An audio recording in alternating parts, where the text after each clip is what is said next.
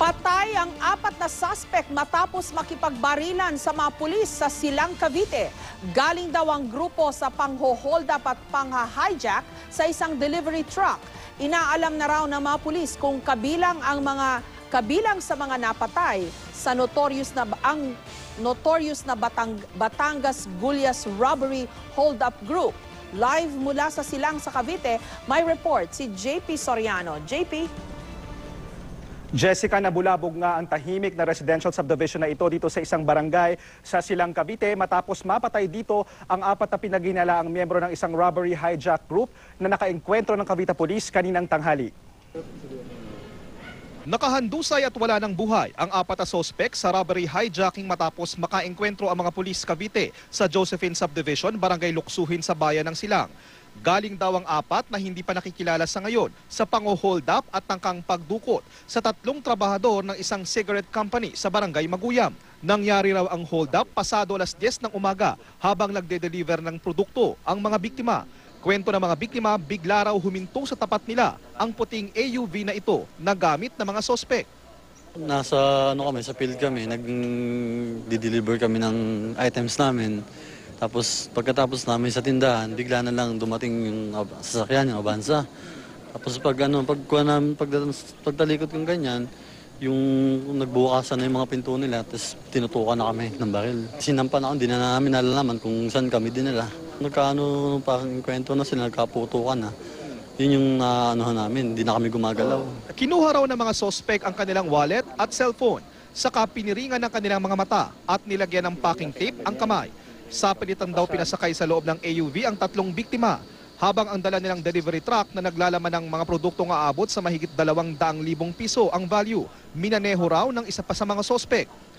Nauna nang nakatanggap ng intelligence report ang Cavite Police na posibleng gumawa ng serye ng robbery hold-up ang grupong Batangas Gulyas Robbery Hold-up Group sa Cavite. Nang makapag-report sa amin at mapagawi yung ating kapulisan dito, so sinabihan naman sila na bine-verify sila. Pero nung pag-verify, pumutok na agad, kaya nagkaputukan na.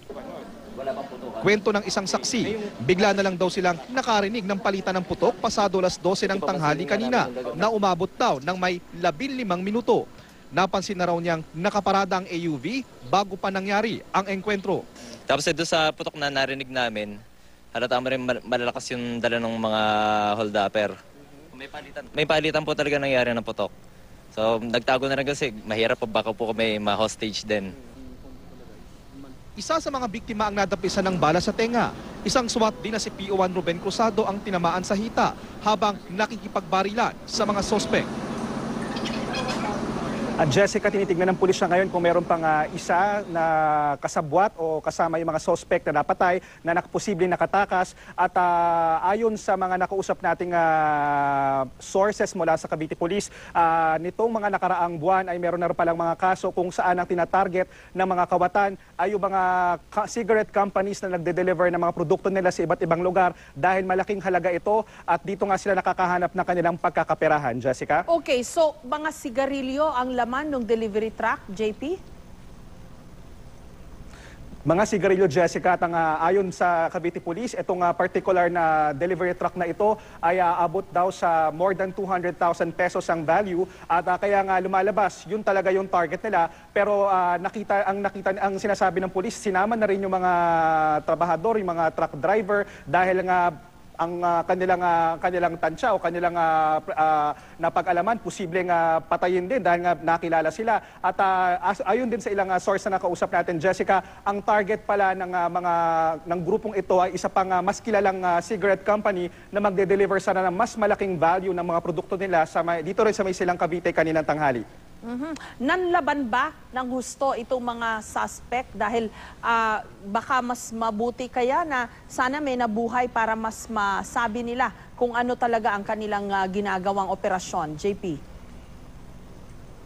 Well, Jessica, base sa mga pahayag ng police officers, ng police director ng Cavite na nakausap natin kanina, nanlaban daw ng husto. Unang nagpaputok ang umano, ayon sa kanila, ang grupo ng mga suspect na ito. At ayon din naman sa mga nakausap natin na mga saksi dito, na-notice daw nila na meron talagang exchanges ng putukan at na-notice din nila na hindi lang nagagaling sa isang panig yung putok. Kaya what is clear right now is merong exchanges of meron talagang exchanges ng putukan, pero kung ano talaga yung nangyari, bakit namatay yung apat na ito, hindi pa natin yan masasabi sa ngayon.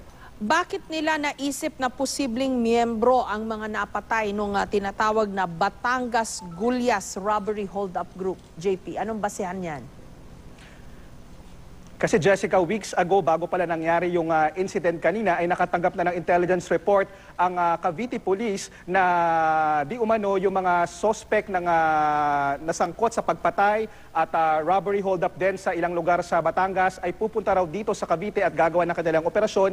At nagkataon nga na nangyari din yung kanilang nangyari nga yung pagnanakaw kanina at yung nung tangkang pagkikidnap at pag-abduct dun sa mga produkto kanina sa isang barangay na silang Cavite at naitawag ito sa Cavite Police. Meron silang mga sources na magko-connect daw sa Gulyas Group dahil meron daw silang mga witness na magsasabi na posibleng iisang grupo lang sila.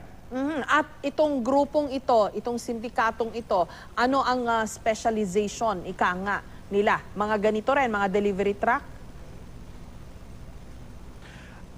Doon sa Gulyas, Jessica, kung talagang sila ay isang grupo, gun for hire daw ito, robbery hold-up group, riding in tandem, at meron na rin daw pala mga kaso, Jessica, sa Batangas na mga sigarilyo din.